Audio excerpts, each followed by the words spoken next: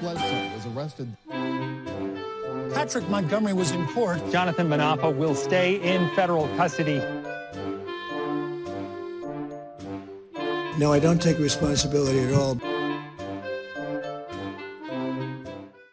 Everyone, welcome to the show. So 56-year-old Jeffrey Brown of California created a Telegram channel in advance of the Capitol attack. In this Telegram channel, in the About section of the group, Brown wrote, quote, "This group will serve as the comms for able-bodied individuals that are going to D.C. on Jan 6. Many of us have not met before, and we are all ready and willing to fight. We will come together for this moment that we are called upon." Why do all of these guys try to sound so profound? Why do they try to write things like they're trying to write the new version of the Constitution? It's so ridiculous. Anyway, on January 6th, Brown was seen on video inside the Lower West Terrace Tunnel. He was spraying officers with a chemical. I believe he received the canister from his co-defendant, Peter Schwartz. Schwartz had managed to snag a duffel bag, and it belonged to the Capitol Police. It was filled with bottles of chemical spray. So after spraying the officers, Brown maneuvered his way to the front of the police line, and he started pushing on the officers. And then he took part in that coordinated push, that heave-ho that we all saw on video. I couldn't locate his sentencing memo for some reason. Like most of his documents are just missing for some reason. So I don't have any other details about his actions or, potential social media posts. But this is the guy you guys might recall. I had done a follow-up on him because his bond was revoked because he was recorded at a local Costco. He was standing on top of a table of clothes, and he was screaming through a bullhorn about COVID restrictions.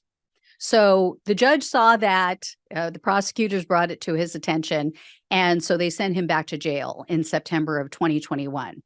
So Brown was arrested on August 26th of 2021, and he was indicted on charges of assaulting officers with a dangerous weapon, civil disorder, entering restricted grounds with a deadly or dangerous weapon, disorderly conduct on restricted grounds with a deadly or dangerous weapon, physical violence on restricted grounds with a deadly or dangerous weapon, disorderly conduct on Capitol grounds, impeding passage on Capitol grounds, and physical violence on Capitol grounds.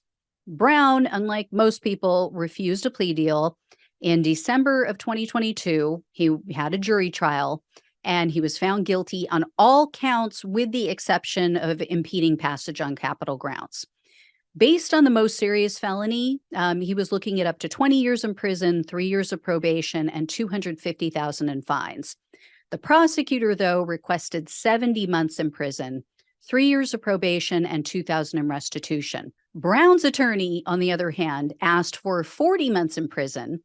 And they argued that Brown has no criminal history. They said, he's already lost his job. He lost his freedoms. He's, quote, removed from family and friends. And his attorney also said that Brown is, quote, not a political zealot. I will point out, though, when he boarded the plane from California to D.C. for this attack, he was wearing an InfoWars t-shirt in the photo. Yeah, but he's not a political zealot, you guys. He's just a fan of Alex Jones and InfoWars. So Brown spoke at his sentencing hearing, and he said that he was, quote, caught up in the moment. And then he begged the judge to, quote, see through the political fog and send me home with my family. So it was going okay. But then he started complaining about the media being biased. He said that January 6 defendants were being unfairly, quote, labeled as extremists, as if they weren't. He tried to compare January 6th to the racial justice protests in the summer of 2020. And he asked the judge, quote, when is a riot a riot? Brown also complained about his financial losses due to legal fees, due to being incarcerated. But then the prosecutor pointed out he's raised over $27,000 online for his legal fees. So U.S. District Judge Amit Mehta presided over Brown's case, and he took a brief recess before he announced his decision, and also to think about Brown's arguments and respond to them. So first, the judge said that January 6th, quote, was a riot. Make no mistake. There was hand-to-hand combat and injuries, and you joined in that riot. Then the judge also said that Brown's attempt to compare January 6th and the 2020 protests is a, quote, false equivalency. And he explained that, in part, January 6th threatened, quote, fundamental democratic tradition and the peaceful transfer of power.